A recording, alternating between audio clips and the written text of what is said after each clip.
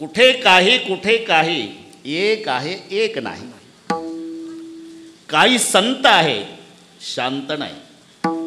काही शांत आहे ताई संत नाही. काही संत आहे शांत आहे श्रीमंत नाही. संत शांत आणि श्रीमंत या तिन्हीचं एकत्रीकरण म्हणजे ऐश्वर्य संपन्न संत भगवान बाबा. वाह.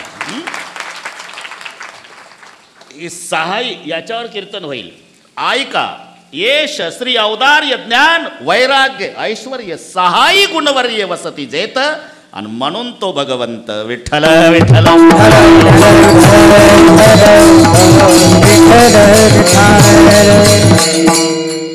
येश आहे श्री आहे औदार्य आहे ज्ञान आहे वैराग्य आहे आणि ऐश्वर्य आहे. या सहाही गुणांनी युक्त असणारे संत भगवान बाबा आहे. बरं, जसं भगवंताने गुणाचा वाटप केला ताई तसं संत भगवान बाबाने जो ज्याच्या योग्यतेचा असेल त्याला त्याला तो गुण दिला.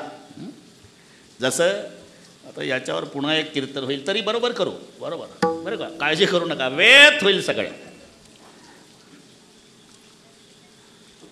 यश थोरविला मारुती यश थोरविला मारुती यश थोरविला मारुती यश थोरविला मारुती.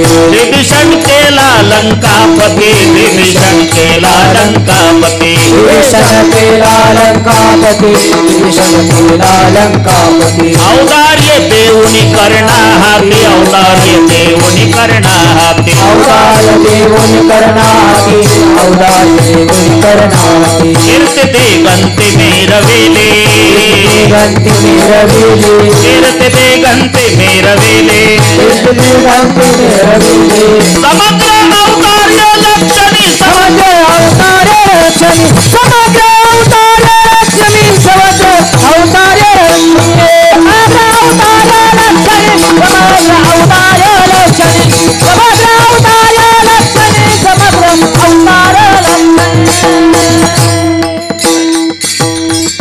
मला माहित आहे तुम्हाला पाठ नाही पण घाबरायचं नाही. घसाटी सही लारे लारे लारे करून आपण काही हरकत नाही. आमचे सगळे जुने श्रोते आहे त्यामुळे आम्हाला काही वाटत नाही बरं का सानप बाबा. यशे थोरविला मारुती विभीषण केला लंकापती औदार्य देऊनी करणा हाती कीर्ती दिगंति मिरविली. ज्ञाने उपदेशिला चतुरानन वैराग्य शुका ते बोधुण ऐश्वर्य वाढविला अर्जुन ब्रह्म सनातन पावविला. जसं सहाही गुणाचा वाटप भगवंताने केला ताई तसं भगवान बाबाने जो ज्या योग्यतेचा असेल त्याला त्याला तो गुण दिला. कोणी उभा असेल बरं का आणि बाबाच्या दरबारात आला असेल यशस्वी भव त्याला आशीर्वाद दिला बाबाने यशे थोरविला. अज्ञानी असेल त्याला ज्ञान दिलं. गरीब असेल त्याला श्रीमंत केलं. ना बारीक विचार करा डोळे लावून सगळ्यांनी. जेवढे जेवढे कोयते घेऊ घेऊ ऊस तोडत होते ते भगवान बाबाच्या दरबारात गेले. आता त्यांच्या दरबारात वॉचमॅन उभे आहे एवढे श्रीमंत केले. लक्षात ठेवा. यश ज्ञान ऐश्वर्य वैराग्य सगळ्या गुणाचा वाटप म्हणून संत भगवान बाबा. भगवान संतही असतात आणि संत भगवानही होतो हे बाबाकडे पाहायचं. आणि त्यांच्या जयंती निमित्ताने हा कार्यक्रम आहे. जगामध्ये सर्वात श्रेष्ठ कृपा आहे. कृपेपेक्षा कोणी श्रेष्ठ नाही. आणि कृपेत काय ताकद आहे ताई याची कल्पना कृपा करणाऱ्याला नाही. तो ज्याचा त्याचा विषय ठरलेला आहे. भक्ति में क्या मस्ती है बातें संतन को पूछो. शक्ति में क्या मस्ती है बातें पहलवान को पूछो. शक्तीची मस्ती पहलवानाला विचारा. नाही तर पाव बटर खाऊन वजन कमी केलेलं पेपर वाचून बाता हांत गावात. लय ताकद कोणात रे. दिल्लीच्या सतपाल लेका सतपालच्या हाताला हात लावला होता का तू बटर खाणाऱ्या? दिल्लीच्या सतपाल पहिलवानामध्ये खूप ताकद होती. हे कोल्हापूरच्या युवराज पाटलाच्या मुखात शब्द शोभत होते, त्याची झाली होती. हे बटर खाऊन बाता मारतं, लय ताकद. म्हणून शक्ती में क्या मस्ती है, बातें पहलवान को पूछो. भक्ती में क्या मस्ती है, बातें संतन को पूछो. तसं आळणे कृपेची काय ताकद आहे हे ज्याच्यावर कृपा झाली त्याला विचारा. छाया तू बडी घणी, तुझेसं बडवणं कोय. जगामध्ये सर्वात श्रेष्ठ कृपा आहे. कृपा करणारा सुद्धा त्यापेक्षा श्रेष्ठ नाही. थोडंसं डोळ्यापुढे चित्र आणा. ज्यांच्यावर कृपा झाली, सावरगावकर, ज्यांच्यावर कृपा झाली ते हनुमानजी. ज्यानं कृपा केली ते श्रीरामजी. घरी गेल्यावर डोकं चालवा. कृपा करणारा राम आहे आणि ज्याच्यावर कृपा झाली तो हनुमान आहे. काय झालं? ज्यानं कृपा केली तो राम पुलावून चालत चालत गेला आणि ज्याच्यावर कृपा झाली तो मारोतराव एका उडीत लंकेत गेला. घरी गेल्यावर डोकं चालवा. म्हणून छाया तू बडी घणी, जगामध्ये सर्वात श्रेष्ठ कृपा आहे. आणि ती कृपा जीवावर होण्यासाठी मध्ये साधू संतांची गरज आहे, हे लक्षात ठेवा. वेगळ्या विचारात वडील आहे, दुबार पेरणीचं संकट आहे. पहिलं कर्ज काढून बियाणं आणलं होतं, जेवण जात नाही बापाला. 10 वर्षाचा मुलगा शाळेला जाताना म्हणतो, फी द्या पप्पा, या आगीत रॉकेल. बाप रागावून म्हणला, जा शिकलाच पाहिजे का शाळा, मोठा अधिकारी होणार आहे का? इकडे मी संकटात आहे का, दुसरं पेरायचं आहे, त्याला कर्ज कोण देईल? तू शाळा फीला पैसे जाणे देणार? झालं. अशा वेळेला आई मध्यस्थी करते. आई त्याच कामावर आहे. इकडे बेटा, इकडे. अरे तुझा बाप जेवून जाऊ दे बाहेर, पैसे मी देते तुला. झालं. पप्पा गेले जेवून. देना गाय, तू म्हणली होती पैसे देईल. तिला माहीत आहे पैसे देईल म्हटलं, पण माझ्याजवळ पैसे नाही. पण तिच्या लक्षात येतं याचा बाप जेवण करून गेला तरी याच्या बापाचा कोट खुंटीलाच आहे. मम्मी हुशार, बरोबर कोट जवळ गेली, कोटच्या खिशातले पैसे काढले, बाळाला दिले. माझा दृष्टांत संपला. साणप बाबा, कोट बापाचा आहे पण हात आईचा. बापाच्या कोटच्या खिशातले पैसे बाळाजवळ येण्यासाठी मध्ये आईच्या हाताची गरज आहे. तसं परमेश्वराची कृपा जीवावर होण्यासाठी मध्ये साधू संताची गरज आहे. मग ते साधू संत असतात कसे? सर जमला आता. विठ्ठल विठ्ठल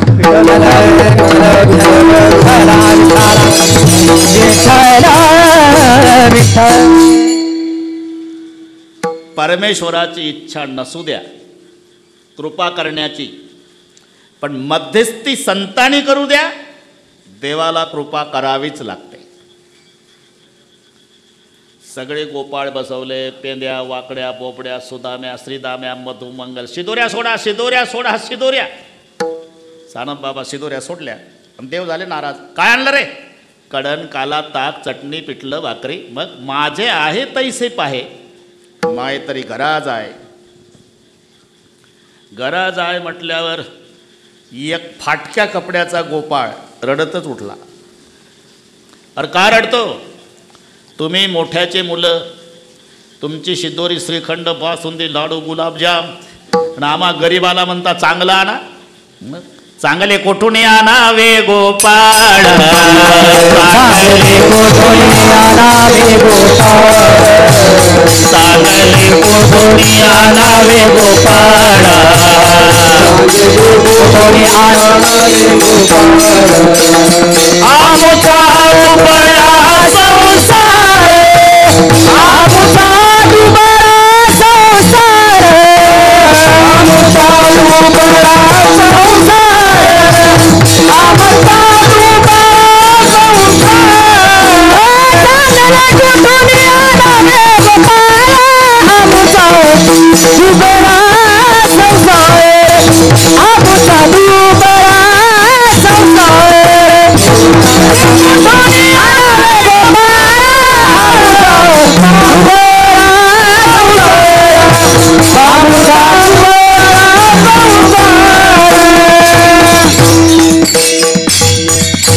चांगले कोठोडी आणावे गोपाळा मुचा दुबळा संसार तुका म्हणे हरी माझं कोणी नाही घरी नका करू दुरी माझं पाया वेगळे वगैरे वगैरे तुझं लागी सर्व घरदार जाळीला संसार तुको माराय उठले काय देवा आता घर आहे का मला घरी जाऊन चांगलं आणा मग काय करू सगळ्या गोपाळांच्या शिदोऱ्या तुमच्या शिदोरीत मिसळून घ्या करावं लागलं का मध्यस्थी संतांनी केली नाहीतर बिभीषण वैऱ्याचा भाऊ आहे ज्याच्यासोबत लढाई करायची आहे ना त्याचा भाऊ आहे बिभीषण आणि बिभीषण रामचंद्र प्रभूकडे आला हनुमान जी ला विचारलो कौन है वही तो है भगवान जिसका नाम आपने सुना होगा रावण का छोटा भाई विभीषण रात दिन सुमरन करता है लंका में सीता माँ का तलाश करने की मदद उन्होंने की तो रावण का छोटा भाई विभीषण है रावण का भाई विभीषण हाँ तो मैं क्या करूँ आप उसका स्वीकार करो किती स्वीकार तुम उपकार सुग्रीव ही कीना सुग्रीवावर उपकार विभीषणावर उपकार का मध्यस्थी हनुमानजी लंकेचा राजा केला रामचंद्राची कृपा बिभीषणावर झाली याचं कारण मध्यस्थी हनुमानजीनं केली एकदा संतानं मध्यस्थी केली ना इच्छा देवाची नसू द्या तरी पूर्तता करावीच लागते पाळी पंढरीनाथ लया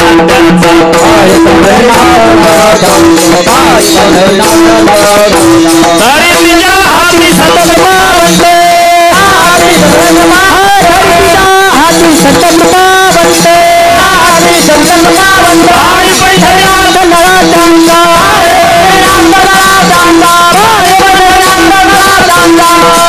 बस भरपूर झाला आता देवाची कृपा जीवावर होण्यासाठी मध्ये गरज साधू संताची आहे मग ते साधू संत असतात कसे नामदेवराय सांगतात सर्वाभूती पाहे एक वासुदेव पुसोण्या ठाव अहंतेचा सर्वाभूती एक वासुदेव पाहे हरिरेव जगत जगदेव हरिही हरि तो जगतो नाही भिन्न वपुः इति यस्य मतिः त्याला म्हणतात साधू त्याला म्हणतात संत त्यांना संसारात देव दिसत होता आम्हाला देवळात संसार दिसतो बरं का ते इथली लोक सगळी चांगली आहे बाबा तिकडच्या गोष्टी सांगतो तिकडच्या म्हणजे ज्या भागाला नाव नाही तिकडच्या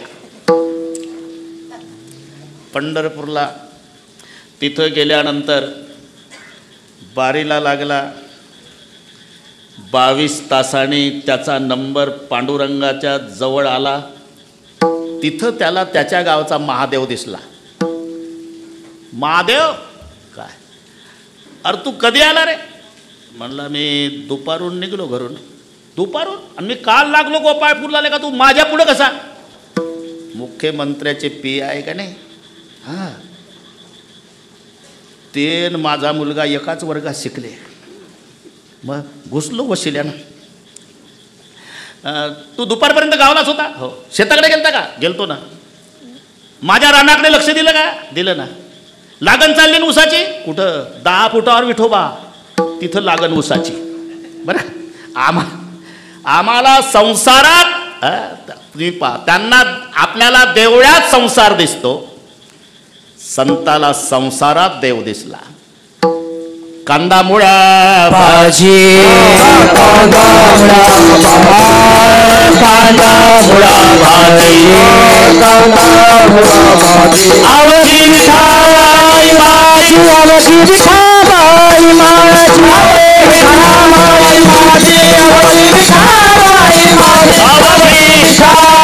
माझी आवडी मिठाई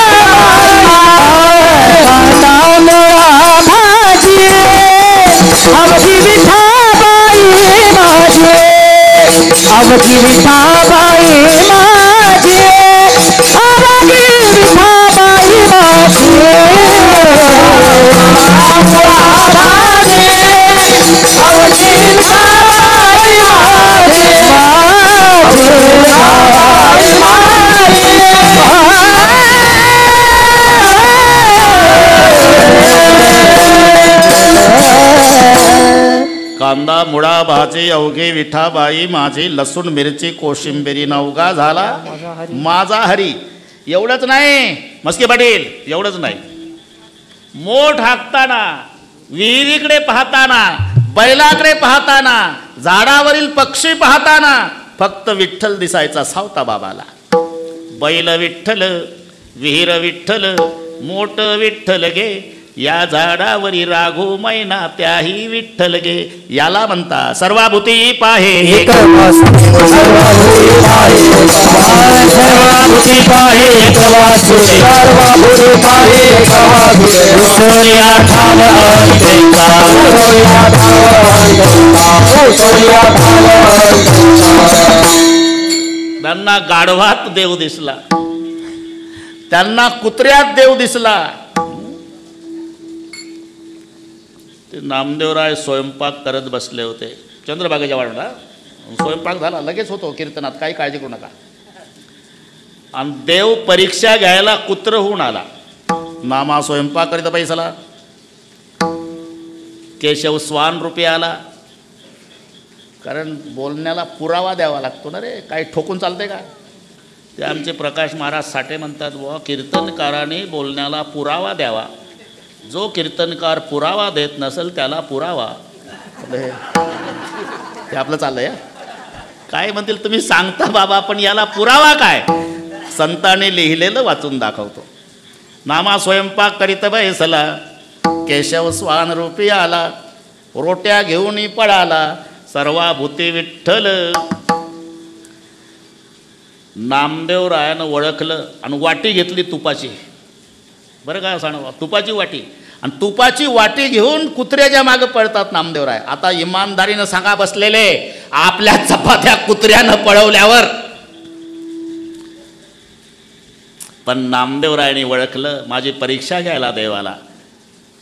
म्हणून नामा घेऊन तुपाची वाटी, देवा रे कोरड्या चपात्या खाऊ नको. म्हणून सर्वाभूती एक वासुदेव पाहे. आता पुढचे शब्द, अहंतेचा ठाव पुसला आहे. बरं का, हे दोन गोष्टी लक्षात घ्या. घाबरू नका अजिबात, अजिबात नाही. आपलं मस्त जमलं आता, अजिबात कोणाचा विचार नाही करायचा. आपला आनंद आपण लुटू. अहंतेचा ठाव पुसला आहे. याचं कारण आहे, हे सर्व चालतंय त्याच्यामुळे. या बोधावर संत येत आहे. माणूस म्हणतो पठ्ठ्यामुळे चाललं, पठ्ठ्यामुळे चाललं, पठ्ठ्यामुळे. अरे पठ्ठ्यामुळे नाही, ते त्याच्यामुळे. नाही तर हे सर्व चालवणारा तो आहे. आपण पहा, चाल हे शरीर कोणाची असते, कोण बोलविते हरिविना. मला एवढं कळत नाही का. चाल हे शरीर पायाची असते. अरे पायाच्या सत्तेनं जर शरीर चालतात सकाराम पाटील, तर प्रेताला पाय असतात का नसतात. असतात ना. म्हणजे एखाद्या जाडजूड प्रेतानं म्हटलं असतं, पोरं तुम्ही चौघं उचलू शकत नाही रे मला. मग तुम्ही डांबरी रोडनं या, मी येड्या बाबोईतून येतो आणि तिथं स्मशानात आल्यावर पेटवा. येतं का चालत. मग पाय असून चालत नाही, डोळे असून पाहत नाही, सगळे इंद्रिय डेड बॉडीला असतात. आणि भोवताल सगळे नात्या गोत्याचेच बसलेले असतात. रडारड चालते. चमच्याभर तरी दूध घ्या ना, डेड बॉडीला. बरं का, ते मागत होतं तेव्हा कोणी देत नव्हतं. आग्रह कुठं असते ताई, मेले. चमच्याभर तरी दूध घ्या ना. मुलगी म्हणते एवढं तरी ऐका ना.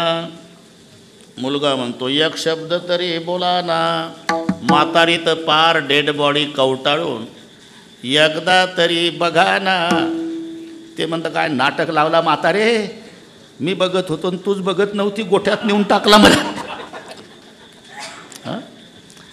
अरे इंद्रिय सगळे आहे, डोळे आहे, पाय आहे, हात आहे, कान आहे, आणि आग्रह नातलगाचाच आहे. एक शब्द बोला, एकदा बघा, एवढा ऐका, चमच्याभर दूध घ्या. आता तोंड असून का बोलत नाही, डोळे असून का पाहत नाही, कान असून का ऐकत नाही. ही क्रिया करणाऱ्यानं आपली सत्ता काढून घेतलेली आहे. देखवी ऐकवी एक नारायण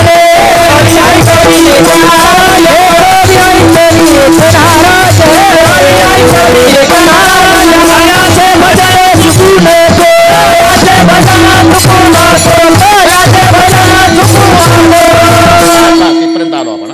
देखवी ऐकवी एक नारायण तयाचे भजन चुकू नको. ही सगळी क्रिया करणाऱ्यानं आपली सत्ता काढून घेतली. एवढंच नाही, माणूस चालतो याच्यात त्याची सत्ता यात नवल नाही. झाडाचं पान हालतं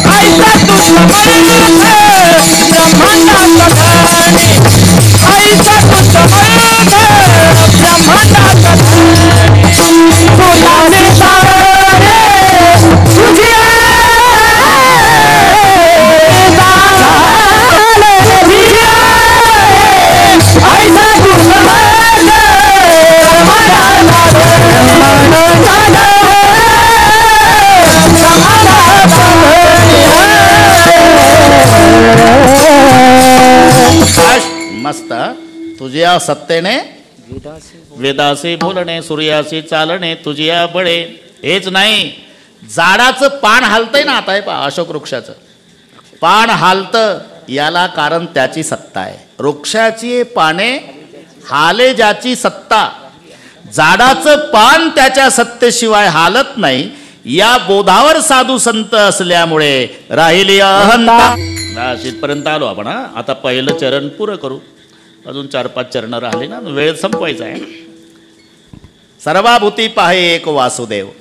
आणि झाडाचंही पान त्याच्या सत्तेशिवाय हालत नाही या बोधावर संत असल्यामुळे वृक्षाची पाने हाले ज्याची सत्ता, मग राहिली अहंता मग कोठे. म्हणून पुसोनिया ठाव अहंतेचा. पुन्हा एकदा ऐका. सर्वाभूती एक वासुदेव पाहे. आणि ज्यानं अहंतेचा ठाव पुसला आहे त्याला संत म्हणतात. त्याला तोची संत साधू, तोची संत साधू. इथपर्यंत आलो आपण. सर्वाभूती एक वासुदेव पाहे आणि अहंतेचा ठाव पुसला आहे त्याला संत म्हणतात, त्याला साधू म्हणतात. तोचे संत साधू वडखावा निका. इथे समानार्थी शब्द वाटत असले तरी थोडासा फरक आहे. काही काही शब्द माझ्यापेक्षा तुम्हाला चांगले परिचयाचे आहे. लक्ष्मीनं पैसा, अर्थ एकच आहे पण जमीन अस्मान इतकं अंतर आहे. गाव झोपल्यावर मागच्या दरवाजातून रात्री 12ला आत शिरतो त्याला म्हणतात पैसा. आणि दुपारी 12ला गावकऱ्याच्या समोर डीजे लावून वाजत गाजत सन्मानानं पुढच्या दरवाजातून बंगल्यात येते ही लक्ष्मी. लक्षात. बेटा म्हणजे मुलगाच, लड़का म्हणजे मुलगाच, पुत्र म्हणजे मुलगाच. पण पिताजी बंटवाड़ा करे उसमें खुश रहे, बंटवाड़े में खुश रहे वो बेटा. बंटवाड़े के बाद भी पिता को लड़के ज़्यादा इस्टेट मांगता है वो लड़का. और जो पिताजी को कहता है पिताजी तुम्हारी जायदाद जिसको देना उसको दे दो, केवल हमें आप चाहिए, मैं जिंदगी भर आपकी सेवा करूंगा पिताश्री, उसे कहते हैं पुत्र.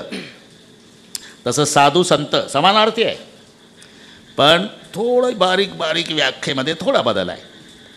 साधूची व्याख्या, संताची व्याख्या पुढच्या चरणामध्ये ती दिलेली आहे.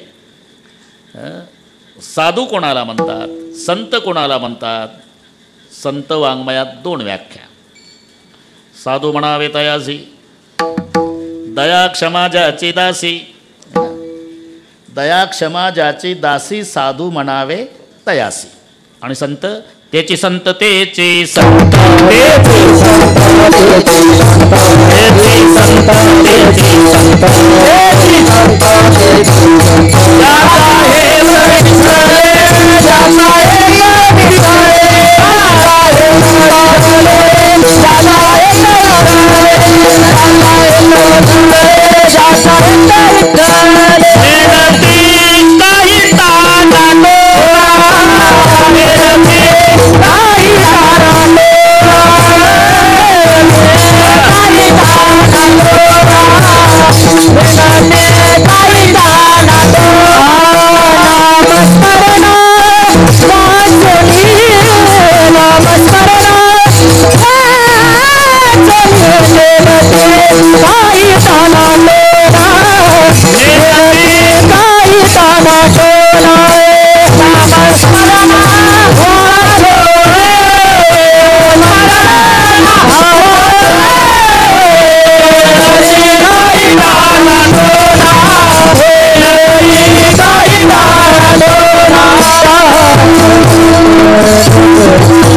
बस इथे दुसऱ्या चरणामध्ये 2 शब्द आल्यामुळे आपले 2 मिनिट घेतले मी. तोचे संत साधू वळखावा निका. संत तेची संत ज्याचा हेत विठ्ठले. साधू साधू म्हणावे तयासी दया क्षमा ज्याची दासी. बस त्याला साधू म्हणतात, त्याला संत म्हणतात. तोची संत साधू ओळखावा निका. त्याच्या व्यतिरिक्त बाकीचे येरते आहे का मायाबद्ध. बस हा फरक आहे. मायेच्या बंधनात आणि माया त्यांच्या बंधनात 2 मध्ये हा फरक आहे. पूर्वीचा काळ सगळ्यांना माहीत आहे. प्रेत यात्रा कोणी माणूस मेला की मुख्य रस्त्यानं गावात एक चक्कर. अंतयात्रा त्यालाच अंत शेवटचं दर्शन गावातून फिरवायचं आणि मग स्मशानभूमीत न्यायचं. त्याचा उद्देश होता ते प्रेत यात्रा पाहिली म्हणजे म्हातारे माणसं दबक्या आवाजात चर्चा करायचे. असे कोण आहे तुम्हाला माहीत नाही ना. अमुक मेलं आणि तिथं तंबाखू खाऊन गेलं सकाळी. तेच मेलं. ते तर माझ्यापेक्षा 5 वर्षानं लहान होतं. आता तू डोकं चालव. लहान मेलं म्हणजे तुझा नंबर लागला. असा म्हाताऱ्यावर परिणाम व्हावा म्हणून प्रेत यात्रा एक चक्कर. तसा अट्टल गुन्हेगार सापडला ताई तर त्यालाही पोलीस पहिले गावात फिरवायचे मुख्य रस्त्याने आणि मग पोलीस स्टेशन. अट्टल गुन्हेगार सापडला 10-20 पोलीस पुढं 10-20 पोलीस मागं, मध्ये गुन्हेगार मुख्य रस्त्याने. KG2ला असेल ते पोर. KG2ला फार पोरं हुशार सध्याची. बऱ्याच आजोबाचे मोबाईल नातूच दुरुस्त करून देतात. पुन्हा आजाचा 7-12 काढतात. तुला कळत नाही तर ठेवतं कशाला. हा माझा घे 1200चा आणि तू माझ्याकडे दे. इथल्या बऱ्याच आजोबाला त्याचे अनुभव आहे. KG2ला होतं. त्याची आईन तो दारात उभे ते चालले. 10-20 पोलीस पुढं 10-20 पोलीस मागं आणि मध्ये अट्टल गुन्हेगार. मम्मी काय बाळा 15 ऑगस्ट नाही 26 जानेवारी नाही. हे मिरवणूक कशाची ग. मिरवणूक नाही बेटा. मग ते गुन्हेगार मध्ये चालतंय ते आणि मागं पुढं चालतं ते पोलीस. त्याला नेतील पोलीस स्टेशनला खूप मारतील. गुन्हे केल्यावर असं होतं बरं का. झालं त्यानं व्याख्याच पाठ केली ताई. ज्याच्या मागे पुढे पोलीस मध्ये चालतं ते गुन्हेगार. ज्याच्या मागं पुढं पोलीस मध्ये चालतं ते गुन्हेगार. ज्याच्या मागं पुढं पोलीस मध्ये चालतं ते गुन्हेगार. शाळेत जाताना तेच घोकत जायचं. मागं पुढं पोलीस मध्ये चालतं ते गुन्हेगार. शाळेतून येताना मागं पुढं पोलीस मध्ये चालतं ते गुन्हेगार. रात्री झोपताना मागं पुढं पोलीस मध्ये चालतं ते गुन्हेगार. 1 महिना व्याख्या पाठ केली त्यानं. मागं पुढं पोलीस मध्ये चालतं ते गुन्हेगार. आणि 1 महिन्याने मंत्री महोदय त्या गावात आले. आता पुढचं कीर्तन कळलं वाटते तुम्हाला. मोठा बंदोबस्त. आज तर 550 पोलीस पुढं आणि 550 पोलीस मागं, मध्ये मंत्री. हे KG2 वालं दरवाजातच होतं. फक्त मम्मी किचनमध्ये होती. त्यानं लवाजमा बघितला आणि इतकं खुशीत आलं. म्हणले बापरे मागं पुढं पोलीस मध्ये चालतंय ते गुन्हेगार. मम्मी घरात होती ना. लवकर बाहेर ये. काय झालं रे. मोठा गुन्हेगार आला. आली मम्मीनं पाहिलं मंत्री. घाबरून गेली. लेकराचं तोंडच दाबलं. तो लवाजमा पुढे जाऊ दिला आणि तोंडावरून हात काढला. का गं मम्मी तोंडावर हात ठेवला. माझं तोंड का दाबलं. तू काय म्हणला. मी म्हणला लवकर बाहेर ये की मोठा गुन्हेगार आला. मोठा गुन्हेगार नाही मंत्री आहे. कसं काय. तूच तर म्हणत होती मागं पुढं पोलीस मध्ये चालतं ते गुन्हेगार. त्या दिवशी 10 पोलीस होते. मला वाटलं आज 50 आहे. मोठा गुन्हेगार नाही बेटा नाही. अरे हे दिसायला सारखं आहे पण असायला एक फरक. पाय त्या दिवशी गुन्हेगार मध्ये चालत होता आज मंत्री मध्ये चालतात. त्या दिवशी पोलीस मागे पुढे होते, आजही पोलीस मागे पुढेच आहे. फरक हा आहे बेटा, त्या दिवशीचं मधलं पोलिसांच्या ताब्यात होतं, आजचे पोलीस मधल्याच्या ताब्यात आहे. तसं आपण मायेच्या ताब्यात आहोत आणि माया साधू संताच्या ताब्यात आहे. तुका म्हणे माया, तुका म्हणे माया, होय दासी लागे माया, होय दासी लागे माया, होय दासी लागे माया, होय दासी लागे माया, होय दासी लागे माया, होय दासी. तुका म्हणे माया,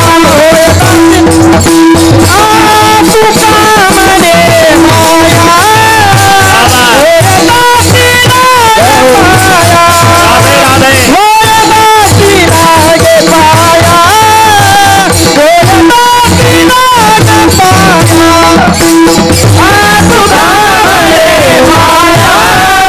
होय दासी लागे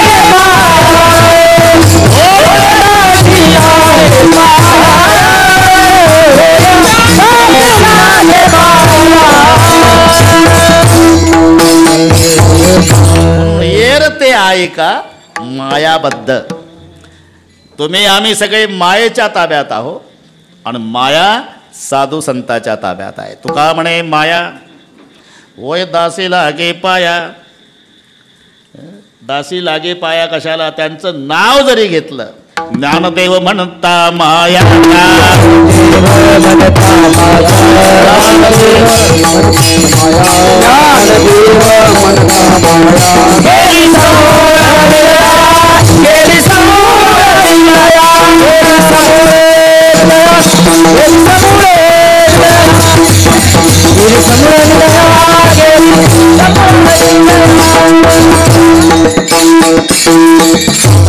अजिबात घाबरायचं नाही. मस्त चाललंय आपला.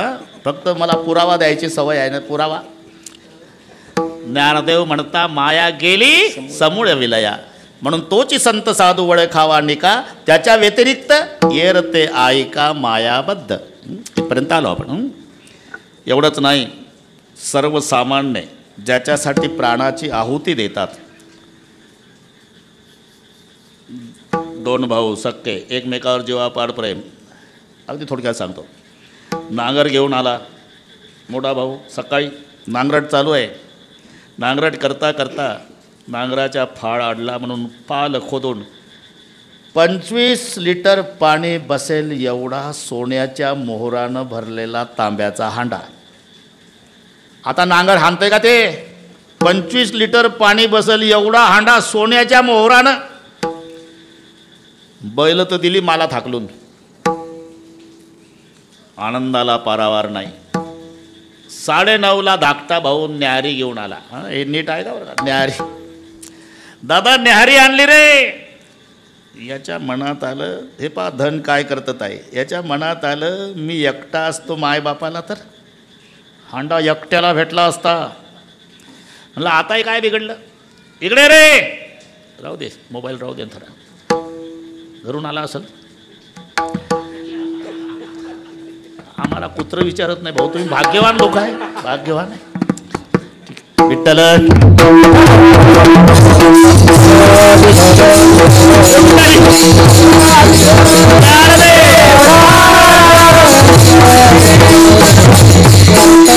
इकडे तो न्याहारी घेऊन जवळ आला. ताई फाळ काढून तयार होता, टाकला त्याच्या डोक्यात, मारला भाऊ. भाऊ मारला त्याच खड्ड्यात. दुपारी माय आली ना, अरे भाकरी आणली रे, आणि तू दिसतं धाकटा कुठं आहे रे. म्हणलं आता हाय पुरावा नष्ट केलेला बरा. मारली माय, आता वाढवत नाही प्रकरण. 2 गेले, हांडा तिथंच आहे अजून. आता दिवसाचा कसा न्यावा म्हणून सूर्य मावळला. सूर्य मावळला म्हणतो, रात्र झाली, रात्रीचे 12 वाजले. 12 नंतर हांडा उचलला. आळणे नीट ऐका, चालला गावाकडे. तिकडनं 4 चोर चोरी न मिळाल्यानं वैतागून आलेले. हा हांडा घेऊन चाललेला. अडवलं काय, काय नाही, मजूर होता कामाला, पाणी प्यायला नाही. मजूर रात्री 2पर्यंत काम करते मजूर. ठेवाले घाबरू नका. ठेवलं खाली. बॅटरी मारली तर सोन्याच्या मोहरा नाचू लागले चारही. म्हणला नाचता कशाला, आधी याला उडवा. मारला जाग्यावर. 3 गेले, आता 4 चोर. म्हणला वाश, जन्मभर चोरी करायची गरज नाही, पण म्हणला दिवसभराचे उपवासी आहे आपण. 2 जण जा रे गावात, काहीतरी खायला आणा. म्हणला आता रात्री 2ला हॉटेल. लेका त्याला म्हणाव एका लाडवाचे 100 रुपये घे. याच्या काय बाबात जाते. झालं, हे 2 पाठवले गावात, 2 बसले तिथं. यांनी लाडू घेतले, पण विचार केला का रे आपण असं केलं तर याच्यात थोडं कुठून रोगर आणायचं, लाडवात थोडं थोडं टाकायचं. आपण नाही खायचं, ते दोघं खातील, ते मेल्यावर आपण हांडा वाटून घेऊ. तयारीनं आले हे लाडवात रोगर घालून. आणि हे दोघं म्हणले का रे यांना आजच घेतलं टोळीत. काय नसीबले का यांच्या नशिबानं आजच हांडा लागावं का रे. म्हणलं मग बिघडलं काय. काय आल्या आल्या दोघाला जागेवर ठार करू, मग लाडू खाऊन वाटून घेऊ हांडा. पुढचं कळलं वाटते तुम्हाला. जसे जाग्यावर मारले दोघं. म्हणले आता लाडू खा. यांनी लाडू खाल्ले. हांडा तिथंच आहे, 7 गेले. पाहता काय माझ्याकडे. तुका म्हणे धन, तुका म्हणे धन, तुका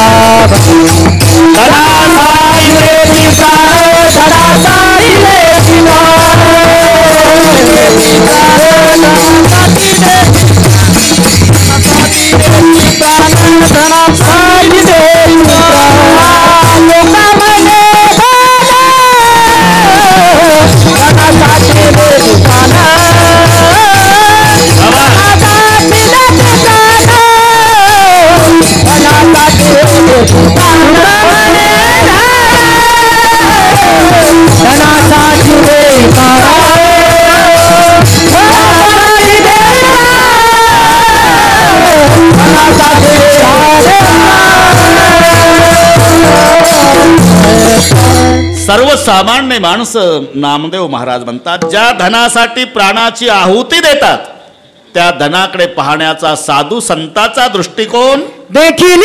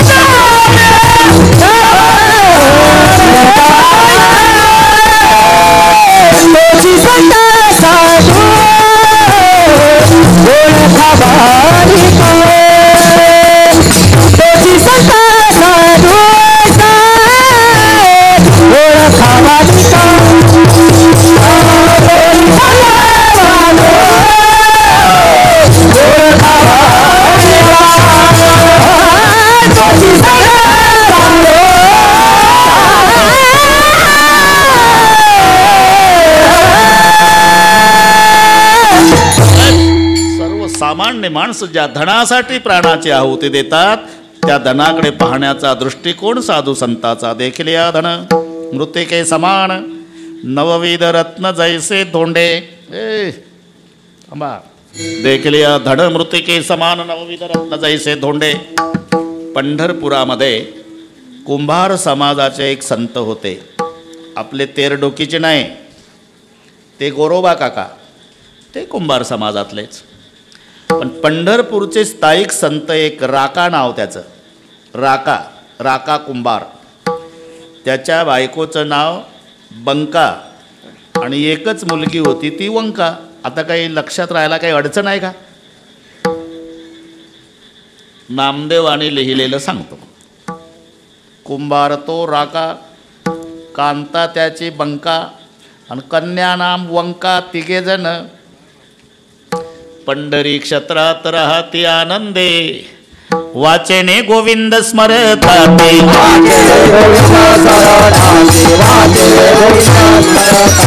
पंढरी क्षेत्रात राहती आनंद, पंढरी क्षेत्रात राहती आनंद, वाचेने गोविंद स्मरतात.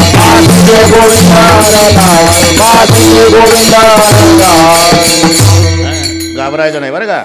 हे संत चरित्र सगळे अभंग लिहिले नामदेवाने 100 चरणाचे. आणि हे सगळे अभंग मी लहानपणी पाठ केले, त्याच्यामुळे ते आलं की लाईनच लागते माझ्या पुढे, आमचा नंबर लावा म्हणून. पुरावा बरं का, पुरावा. ए कुंभार तोरा का कांता त्याची बंका, कन्या नामवंका. तिघे जण पंढरी क्षेत्रात राहते आनंदेन, वाचेने गोविंद स्मरताती. एक दिवस संत नामदेवाची, हे समकालीन बरं का ताई, संत नामदेवाची मुलगी तिचं नाव आऊ आणि राका कुंभाराची मुलगी वंका. त्याच्या आधी एक असं घडलं.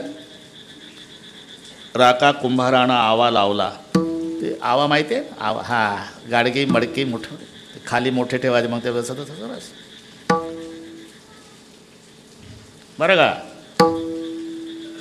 पेटवला.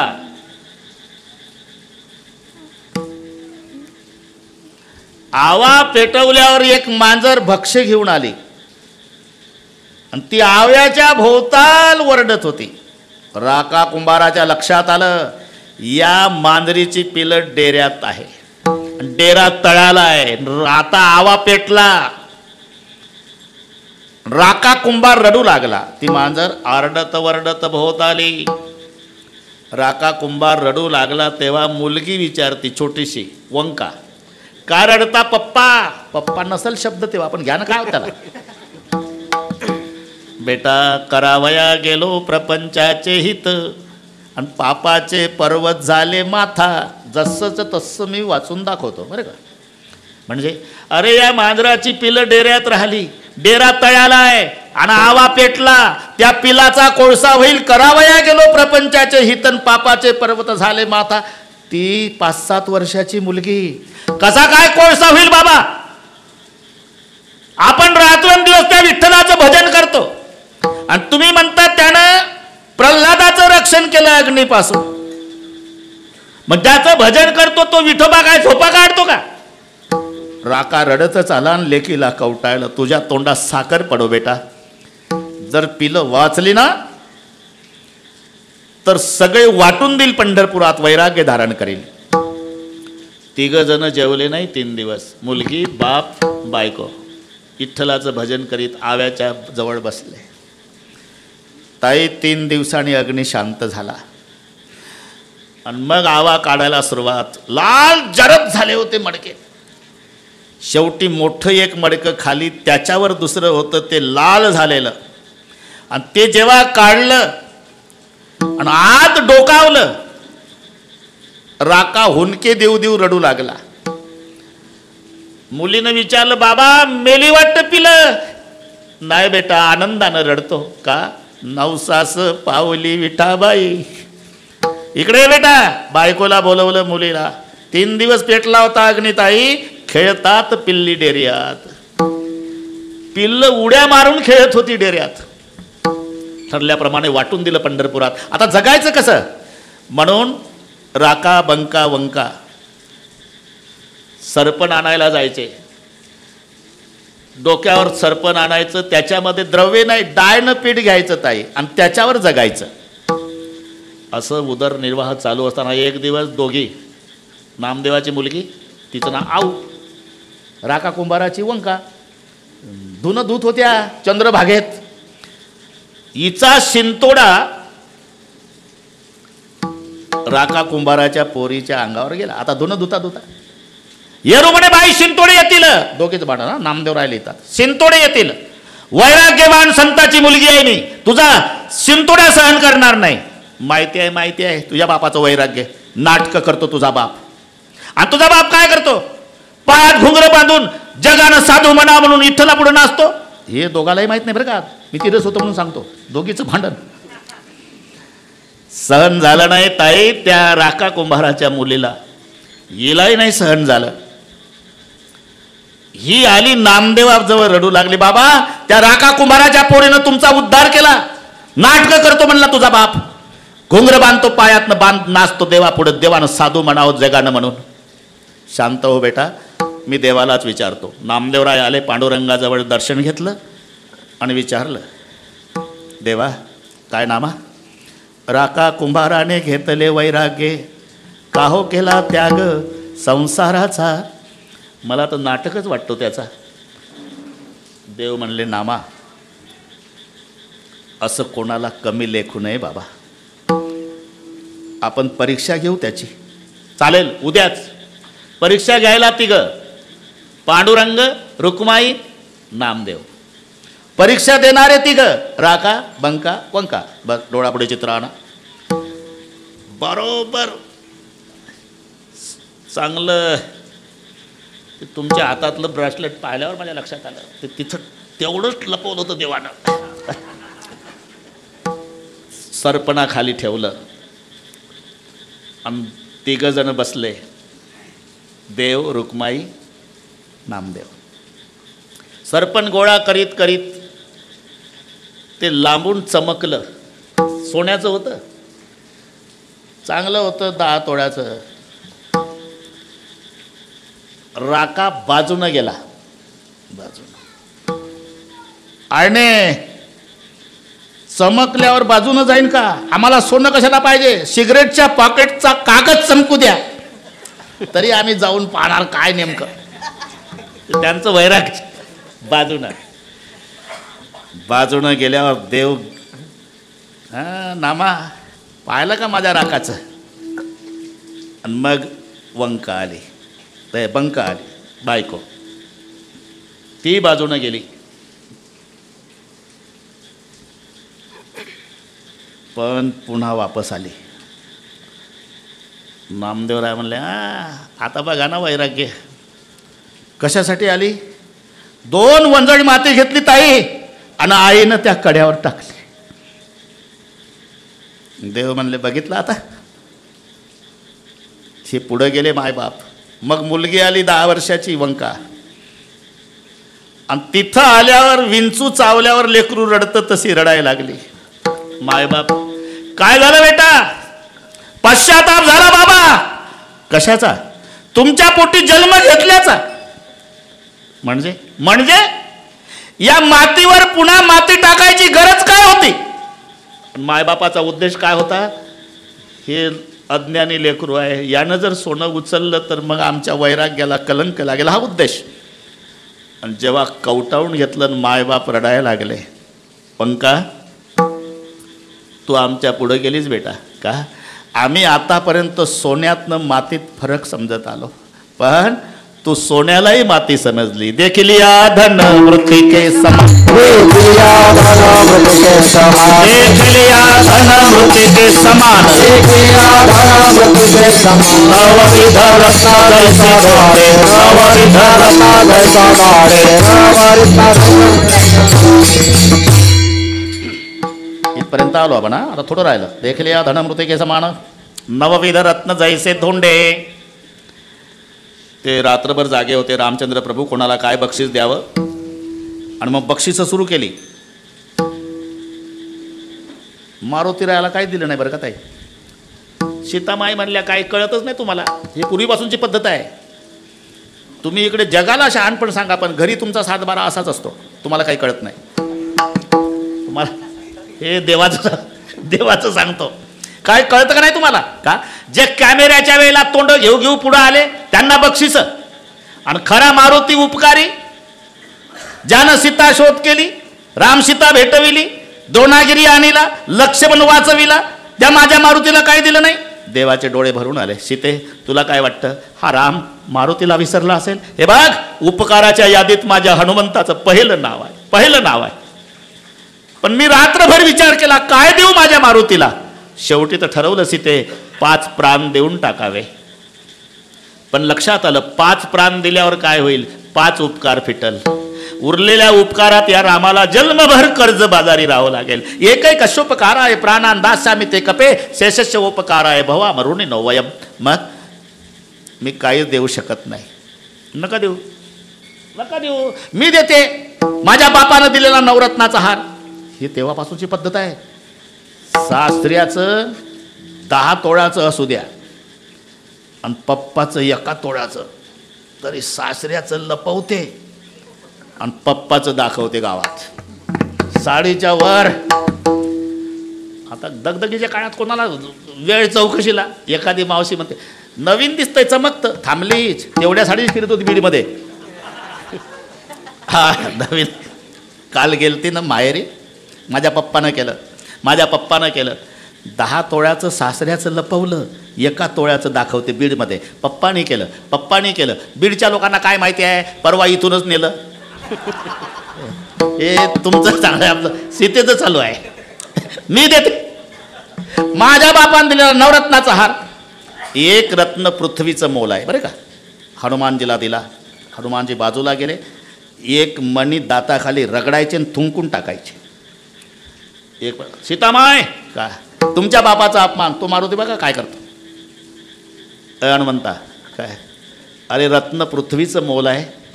हे रत्न आहे काय साहेब? म्हणजे तुला रत्न कळत नाही? कळतं ना. काय? राम रत्न महम जाणे न जाणे रत्न अन्यथा. फक्त माझ्या रामाला रत्न समजतो आई. ज्या रत्नात राम नाही त्याला मी दगड समजतो. नवविध रत्न जायचे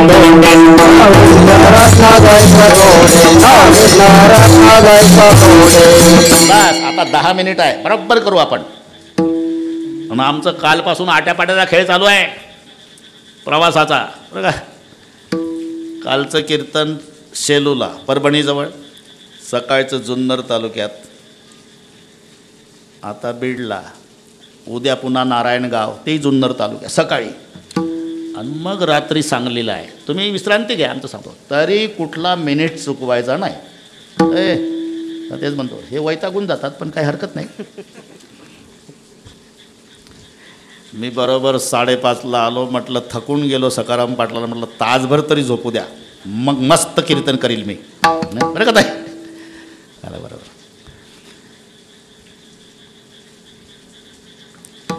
ज्याची गरज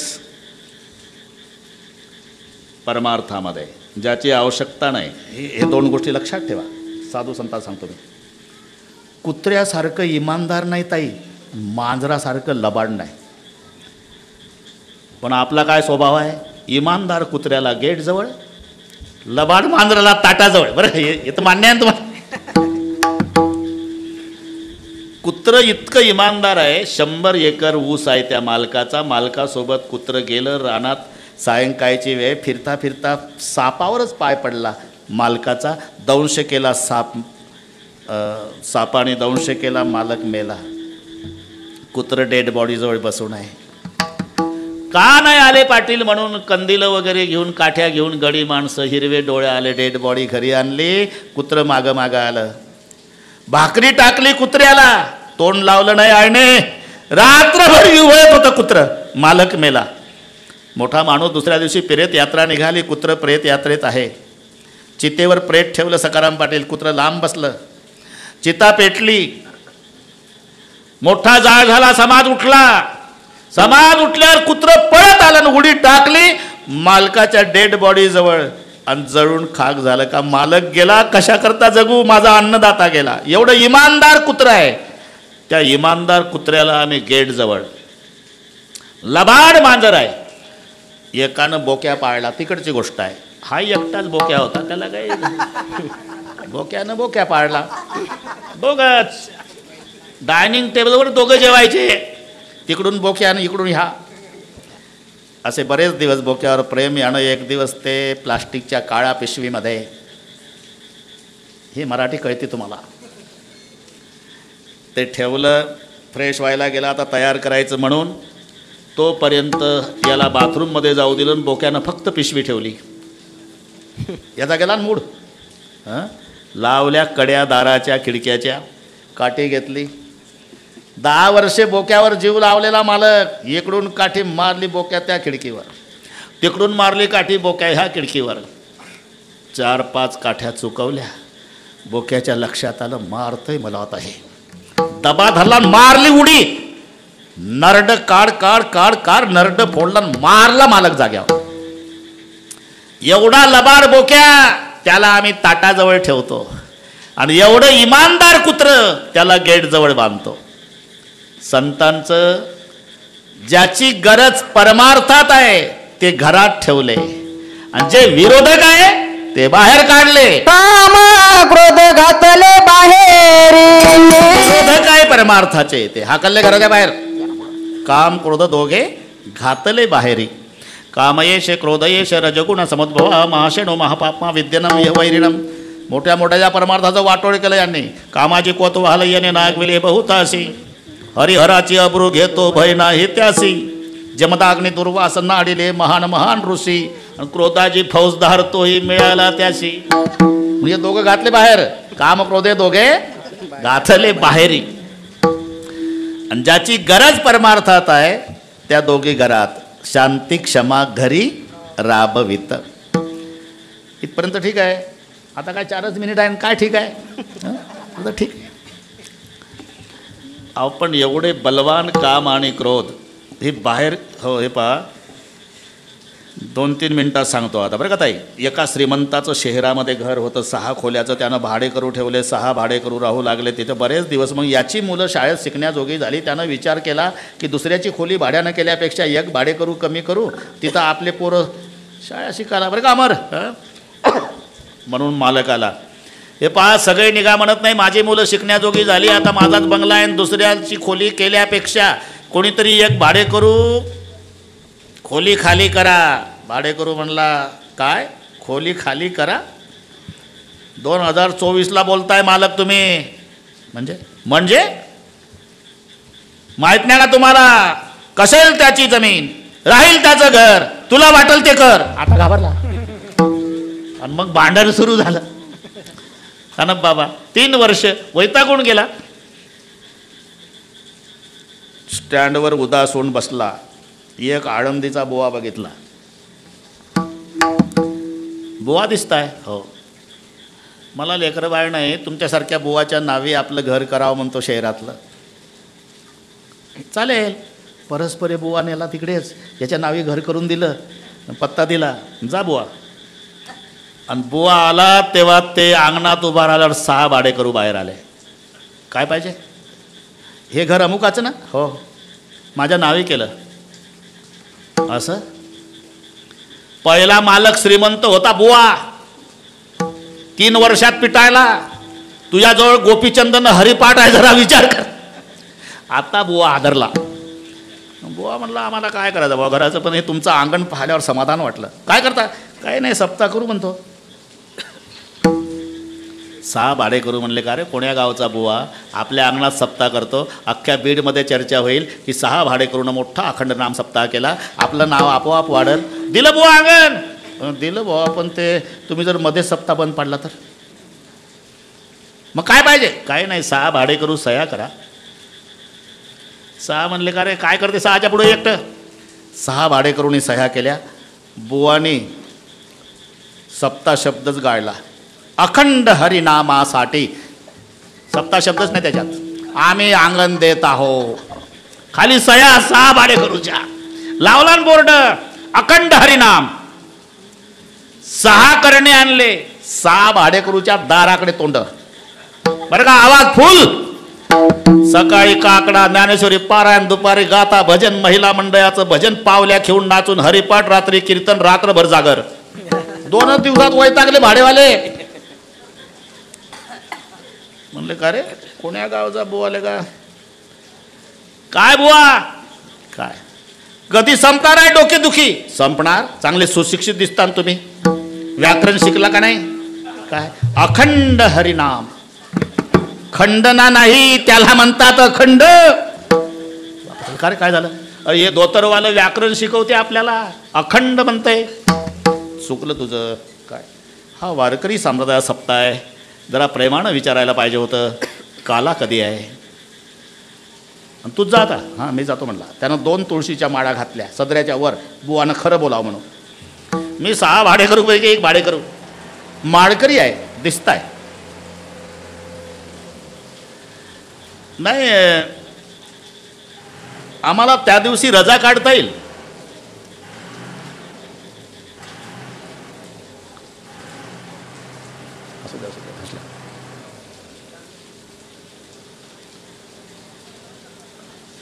त्या दिवशी म्हणजे अहो काल्याच्या दिवशी.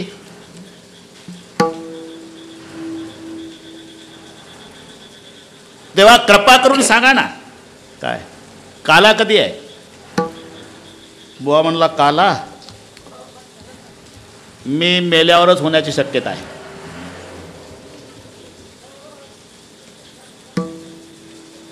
आलं ते वापस. कारण काय झालं?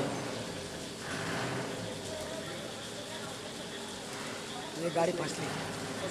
हा फसली. ते अजून फसल आता. जितके जोरात चालवल ना ते आता ओलं झालं ना ते. त्यांनी थोडं बंद करून मग थोड्या वेळानं काढली पाहिजे जय विठ्ठल झाल्यावर. नाही तर भगवान बाबा म्हणाल थांबू दे रात्रभर आता.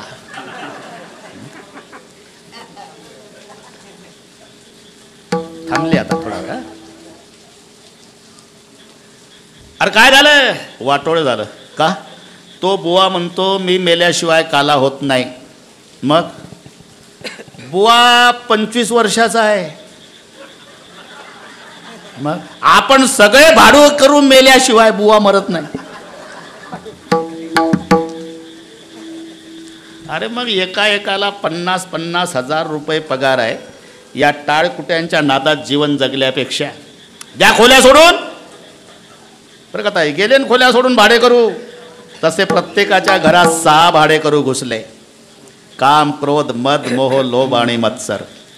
आणि या भाडेकरूला बाहेर हाकलण्याची ताकद अखंड हरिनामात असल्यामुळे शेवट